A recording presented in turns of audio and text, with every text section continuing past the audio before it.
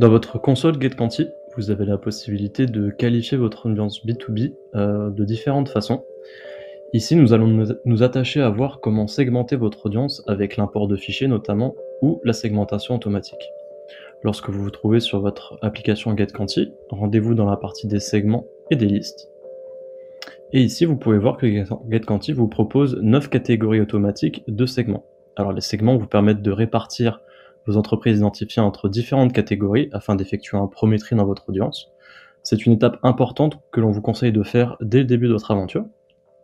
Donc un segment est une catégorie fixe affectée à une entreprise, comme les concurrents, les clients ou les prospects. Et il faut savoir qu'une entreprise ne peut appartenir qu'à un seul segment au total. De manière automatique, les entreprises qui viennent vous voir sur votre site web sont segmentées en tant que prospects sur votre liste d'entreprises identifiées. Il faut donc s'assurer avec notre apport de fichiers de venir segmenter notre audience afin d'exclure ou d'inclure vos clients, par exemple vos prospects, afin de gagner un temps précieux de qualification de votre audience, car les segments vous permettent d'effectuer une première répartition importante en différenciant les entreprises qui viennent vous voir.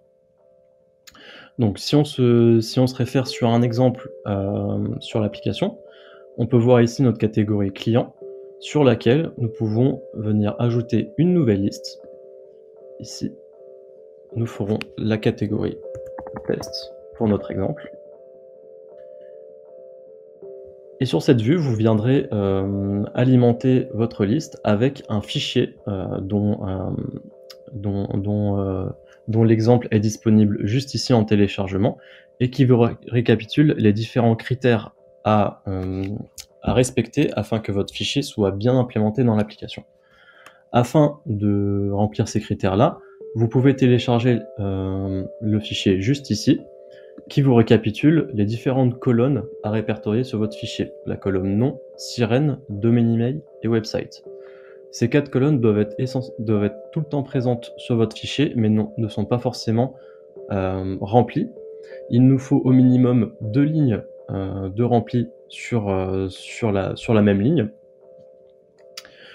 qui peuvent être différentes d'une ligne à l'autre. Sur une première ligne, vous pouvez avoir le nom et le domaine email. Sur la deuxième, le nom et le sirène. On vous conseille quand même d'avoir le maximum d'informations sur chaque ligne afin que le matching se fasse de la meilleure des manières. Donc, une fois que le fichier est prêt, vous pouvez venir l'importer directement sur GetQuanti et vous verrez s'afficher la liste des différentes entreprises juste ici. Il est possible que certaines entreprises ne remontent pas parce que l'outil a identifié des doublons ou des caractères spéciaux qui font que votre ligne ne sera pas implémentée. C'est donc une occasion pour vous de faire un premier nettoyage de votre fichier afin d'avoir un fichier propre. Et dans l'ensemble, une fois que votre fichier sera prêt, vous pourrez voir sur l'onglet Entreprises identifiées des segments au préalable attribués aux entreprises qui viennent vous voir afin d'avoir votre segmentation en bonne et due forme sans avoir à la faire de manière manuelle. Sur votre écran juste ici, vous pouvez voir juste ici la notion de synchronisation journalière avec un spreadsheet. Si vous ne possédez pas de CRM en interne, vous avez la possibilité de renseigner l'URL de votre spreadsheet juste ici.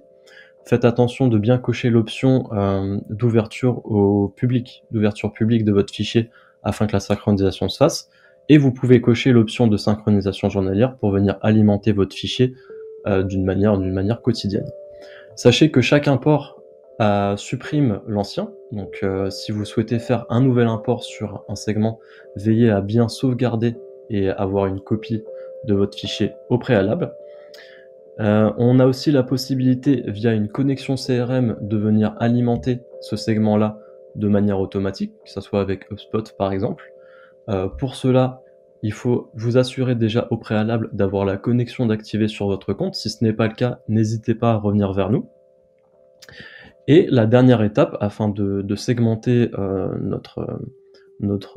venir alimenter notre segment, c'est de venir effectuer ce que l'on appelle une segmentation automatique. Pour cela, il suffit de se rendre dans les actions programmées, de venir créer une action programmée de segmentation, juste ici, et de segmenter de manière automatique les entreprises qui correspondent à vos critères au sein d'un persona. donc le persona qui répertorie l'ensemble des critères qui vous sont pertinents afin de segmenter votre audience. Et de manière automatique, lorsque l'entreprise va venir sur votre site internet, elle va être segmentée avec les critères du persona en question. Vous avez la possibilité de le faire sur la fréquence que vous souhaitez. En dernier lieu, on a la possibilité de venir verrouiller ces segments. C'est le cas notamment lorsque vous voyez apparaître un cadenas à côté de votre segment.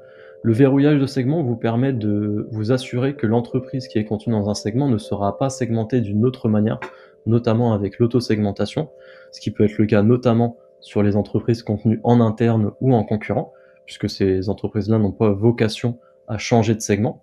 N'hésitez pas, pour le coup, à verrouiller vos segments en choisissant les segments qui vous sont pertinents, en tout cas pour le verrouillage, juste ici. On reste évidemment disponible sur support@gatequanti.com pour répondre à l'ensemble de vos questions.